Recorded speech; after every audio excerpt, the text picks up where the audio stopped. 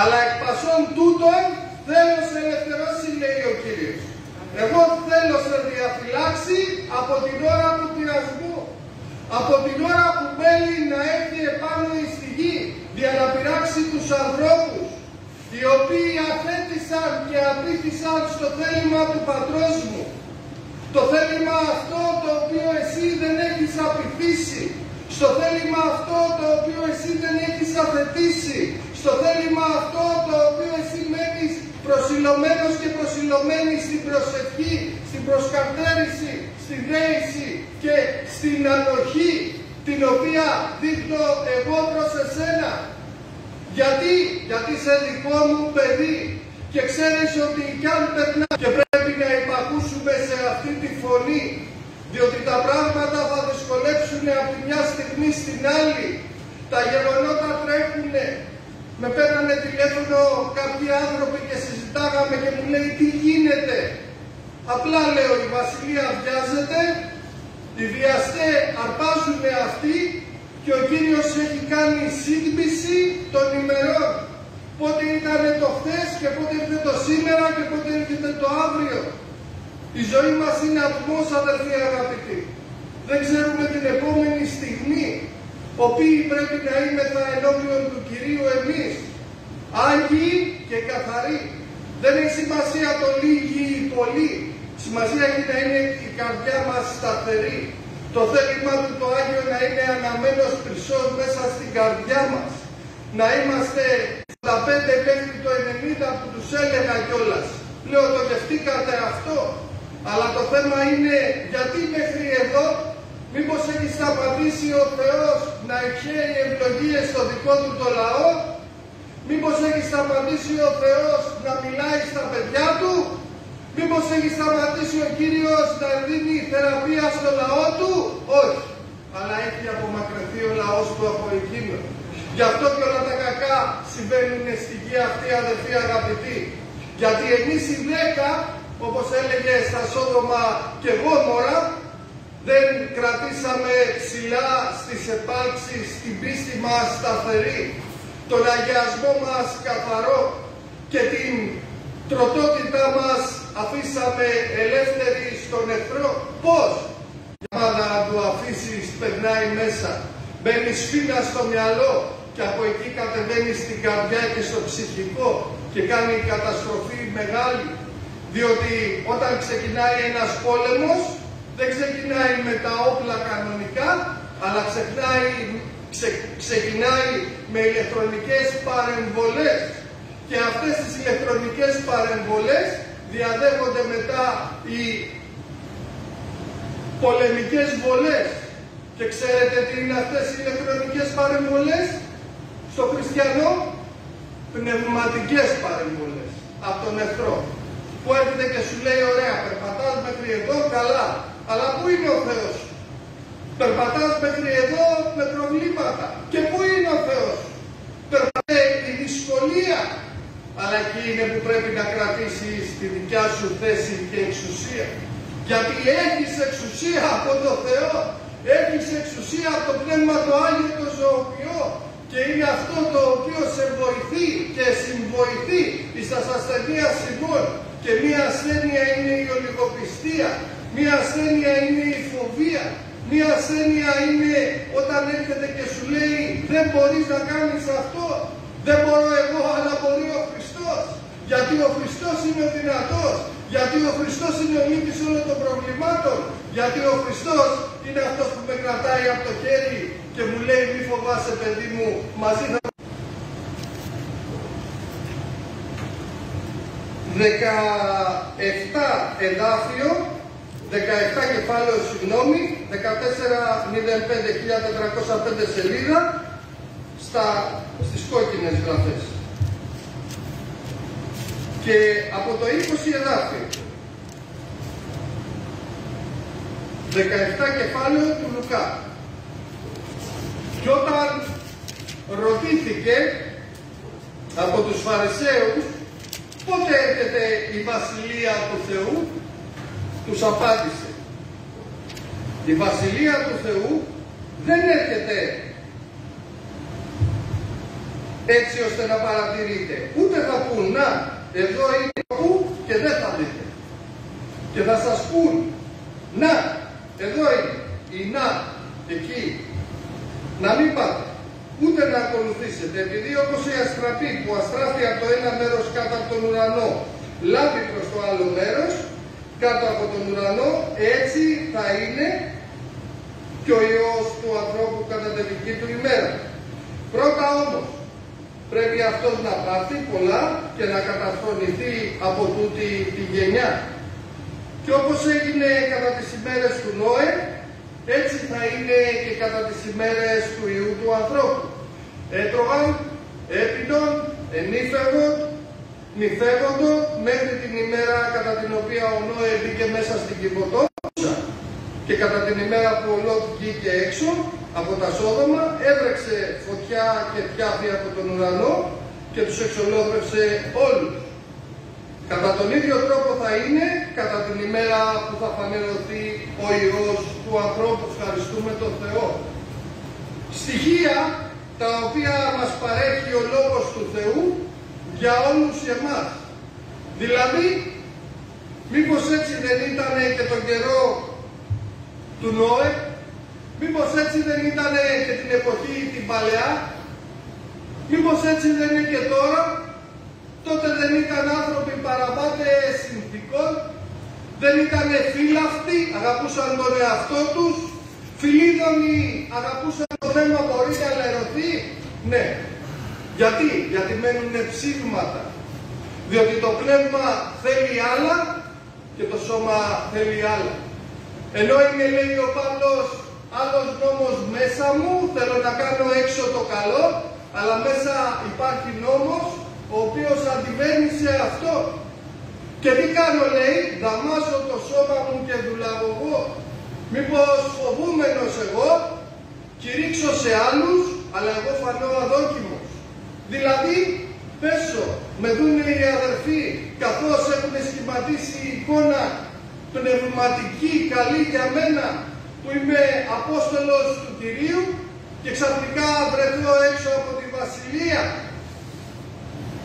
Και πού το πράγμα, το επεκτείνω, ότι να δείξω εγώ, οποιοσδήποτε κήρυκας εγώ, μια εικόνα καλή κάτω στο ακροατήριο και να φανερώσω έναν θεοσεβή κήρυκα άνθρωπο του Θεού, γραμματωμένο, με καλολογικά στοιχεία αντιμένο, έναν άνθρωπο ο οποίος δεν με πλησιάζει η αμαρτία, αλλά μέσα μου να είμαι τάφος ασβεστομένος, όπως λέει ο Λόγος του Θεού για τους Φαρισαίους, οι οποίοι ντυνόντουσαν με καθαρά ρούχα, φορούσαν άφια ίσως και μία στολή σεμνή, αλλά μέσα δρομούσε η δικιά τους η ψυχή.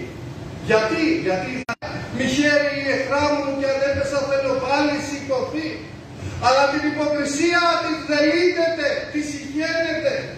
Και λέει στο λόγο του τον Άγιο ότι Φαρισαίοι και γραμματείς, και τι λέει, τύχοι ασβεστομένοι, διηλύσετε τον κόνομα και καταπίνετε την κάμπυλο. Και τι θέλει να πει με αυτό, αυτό που έγινε και στην επαυτοφόρο μοιχευωμένη. Αντί να φέρουν αυτόν που είχε πάει μαζί της, φέρανε τη γυναίκα αυτή για να την καταδικάσουν, ενώ ήταν και άλλοι πολλοί μαζί με αυτή.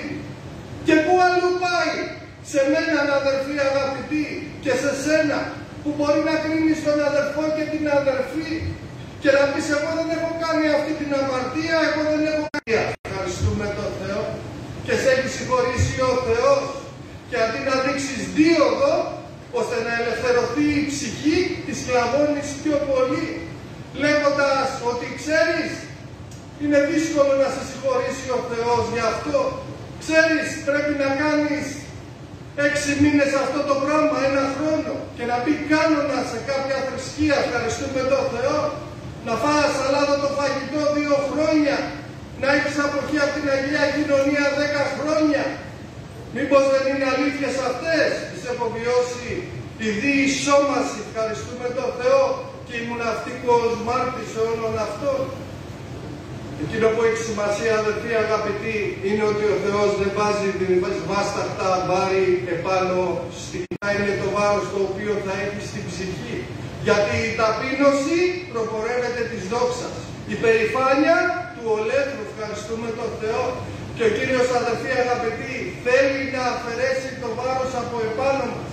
Γι' αυτό και λέει, ελάτε κοντά μου, όλοι κουρασμένοι και φορτωμένοι, και εγώ θα σας ξεκουράσω. Μάθετε από εμένα ότι είμαι πράος και ταπεινός στο πνεύμα και θα βρείτε ανάπαυση στην καρδιά σας. Και στο προκείμενο τώρα, πότε θα γίνουν όλα αυτά τα οποία αναφέρει σε αυτή την παράγραφο, σε αυτό το κεφάλαιο, σε αυτά τα εδάφια, όπως τότε τον καιρό του Νόε ήτανε τρώγοντες, πίνοντες στις καθημερινές εκδηλώσεις, αλλά κυριότερα στις γιορτές και στις διάφορες πνευματικές συναντήσεις, κάνουν παλάτια, αγοράζουν διάφορα, πολλούν, ευχαριστούμε τον Θεό και εμείς το κάνουμε αυτό γενικότερα, αλλά δεν περιμένουμε τη μέρα να έρθει εξέφνης ως οργή, αλλά ως παρουσία πνευματική. Και πώς θα γίνει αυτό? Και γίνεται με την συνεχή διαπίστευση, την οποία, και μιλάω αυτή τη γλώσσα γιατί βλέπω ότι όλοι καταλαβαίνόμαστε εδώ, λοιπόν, και με τη διεθνή διαπίστευση του ουρανού και κυριότερα στο γήινο πλανήτη τον οποίο ζούμε, του Πνεύματος του Αγίου που επιβλέπει, που επιστά και συνιστά εμένα ναι και σένα ναι στον Πατέρα το Βασιλείο, αγαπητοί, και μας παρατηρεί το Πνεύμα το Άγιο. Βλέπει το βηματισμό μας το πνευματικό, βλέπει την πορεία μας τη χριστιανική, παρατηρεί την κάθε αμαρτία, αδυναμία, φοβία και εκδήλωση πίστης μέσα από τη δικιά μας την καρδία. Γι' αυτό μην έχεις καμία αμφιβολία ότι αυτό το οποίο αισθάνεσαι και αυτό το βραδινό είναι από το Θεό. Είναι η σπίθα και η φλόγα αυτή που έρχεται να σε βεβαιώσει ότι είσαι δικό του παιδί, ευχαριστούμε τον Θεό. Γιατί κάνεις την προσπάθεια και η προσπάθεια ανταμείβεται. Γι' αυτό και σου λέει, δεν θέλω βάλει παραπάνω βάρος από αυτό το οποίο στα θρησκεύματα. Τι βλέπουμε? Σαν φωτοστέφανο επάνω στο Χριστό. Ξέρετε τι είναι αυτό, αδερφοί αγαπητοί? Η εσωτερική φωτεινότητα που εκπέμπεις εγώ και εσύ. Ευχαριστούμε τον Θεό. Και αυτό δεν φαίνεται, να είσαστε σίγουροι. Αλλά όταν βλέπεις του αλλού το πρόσωπο και φωτίζει, τι κάνει? Καθρεφτίζεται ο εσωτερικός άνθρωπος, ο οποίος εσωτερικός άνθρωπος ανανεώνεται κάθε πρωί. Και γι' αυτό λέει ότι ο εξωτερικός άνθρωπος στήρεται τι τρόπο? Με την ηλικία, την εξωτερική φθορά, τη μία ανακυτάρωση του φυσικού ανθρώπου και γίνεται ο ρητηρισμός, γίνεται... Είναι ο εσωτερικός άνθρωπος που αν και νομίζει πως δεν προσεύχεται συνεχώς, η ψαλμοδία η οποία έχει μέσα του, η ευλογία η οποία δίνει στον ουρανό και η δοξολογία που δίνει στον Πατέρα Θεό τον ανανεώνει. Και ξαφνικά εδώ οι άνθρωποι βλέπουν προβληματισμούς, φοβίες, πολέμους, στενοχώριες, θλίψεις, αγωνίες και παντού κλεισίματα.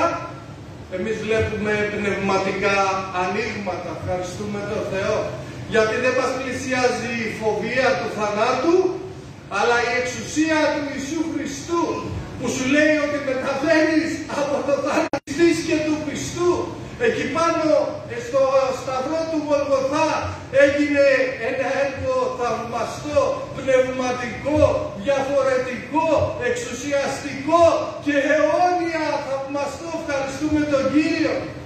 Δεν υπάρχει θάνατος στα παιδιά του Θεού. Δεν υπάρχει θάνατος στο λαό του Κυρίου. Αλλά υπάρχει απομάκρυνση. Γι' αυτό και λέει, ελάτε κοντά μου όλοι κουρασμένοι και φορτωμένοι, εγώ θα σας ξεκουράσω. Ελάτε να συνδιαλλαγούμε. Εμείς αδερφοί πολλές φορές δεν το καταλαβαίνουμε. Εκείνος μας περιμένει στο σταυροδρόμι της ευλογίας. Εμείς όμως χάνουμε αυτή τη στιγμή, να του πούμε την αδυναμία μας. Εκεί που τρεπόμαστε να εφανερώσουμε τα ισόψυχά μας. Μήπως δεν τα έχουμε κάνει, μήπως το Άγιο Πνεύμα δεν τα έχει δει, μήπως δεν γνωρίζει την κάθε μας στιγμή, ποιος άλλος την γνωρίζει? Ο εχθρός της ψυχής. Αλλά δεν μπορεί να μιλήσει, δεν μπορεί να δηλώσει ότι πραγματικά η αμαρτία η οποία έκανες ήταν η θελημένη, εσκεμμένη ή κατηγορουμένη, γιατί μπαίνει ως προπέτασμα καπνού η ευλογία του θυμιάματος, του πνεύματος, του Αγίου, του Ζωοποιού. Καθώς η προσευχή σου εκείνη τη στιγμή, αδελφέ και αδελφοί, έρχεται με τα δάκρυα της προσευχής και με τις φιάλες τις χρυσές που μπαίνουν, το οποίο δεν το έχουμε νιώσει ακόμα εσύ και εγώ, σε όλη την διάσταση την πνευματική. Και εγώ ακόμα που το λέω αυτή τη στιγμή δεν έχω αναγνωρίσει την πλήρη πιστότητα του Κυρίου. Και μέχρι να πάμε στον ουρανό, αδερφοί αγαπητοί, θα είμαστε έκθαμβοι.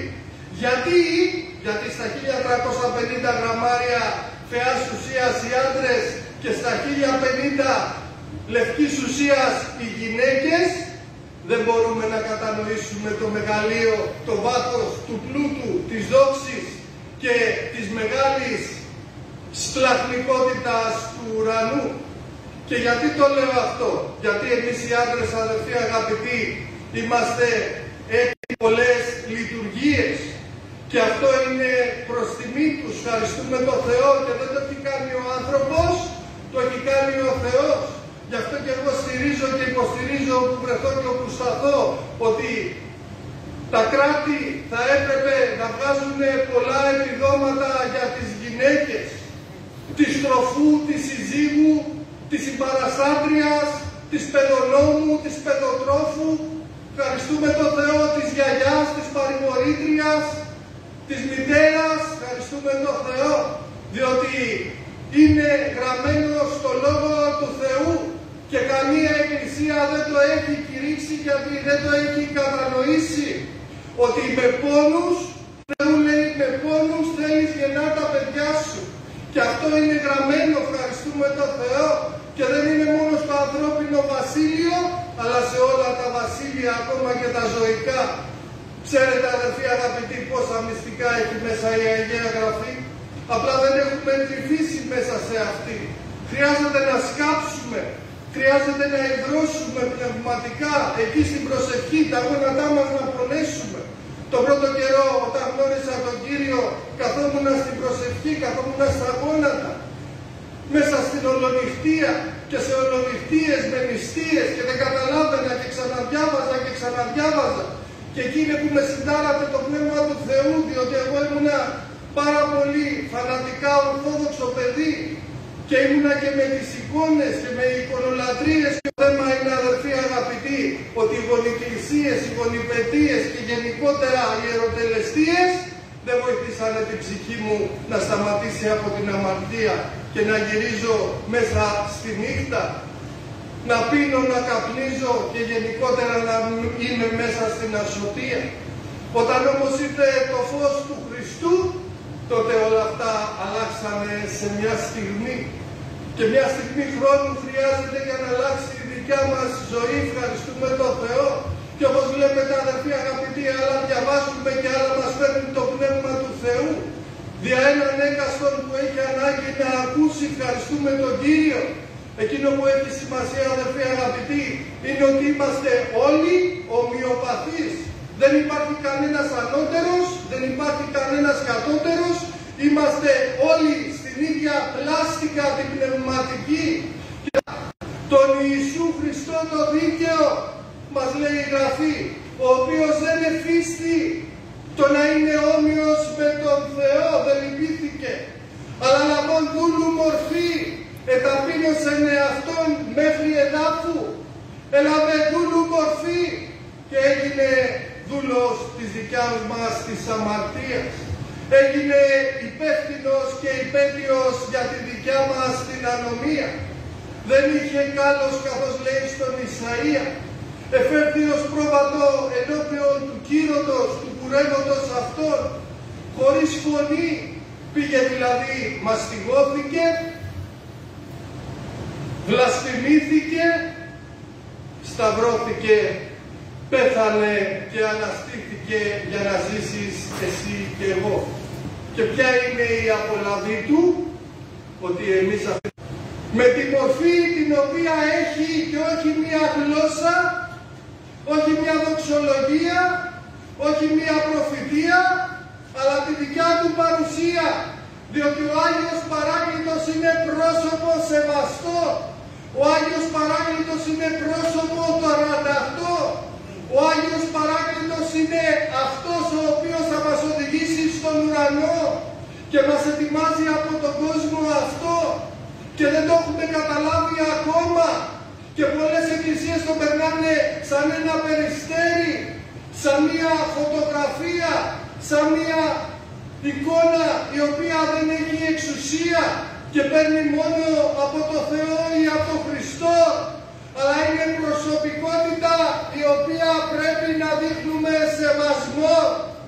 Ένα σεβασμό τέτοιο που πρέπει σε αυτό το πρόσωπο, διότι δεν εξετάζει νεφρούς και καρδίες, αλλά διερευνά τα βάθη μας, αλλά και τα βάθη του Θεού. Γνωρίζει επακριβώς πότε θα γίνει η εξουσιαστική και θα έρθει η ημέρα εκείνη που θα γίνει η απολύτρωση του λαού του Θεού. Και ετοιμάζει και προετοιμάζει. Και ο διάβολος τι έρχεται και κάνει? Διχάζει και τρομάζει. Τι τρόπο με όλα αυτά τα γεγονότα που βλέπουμε και θα ακούμε ακόμα πιο δυνατά να συμβαίνουν και να συμβούν και στη δική μας γειτονιά.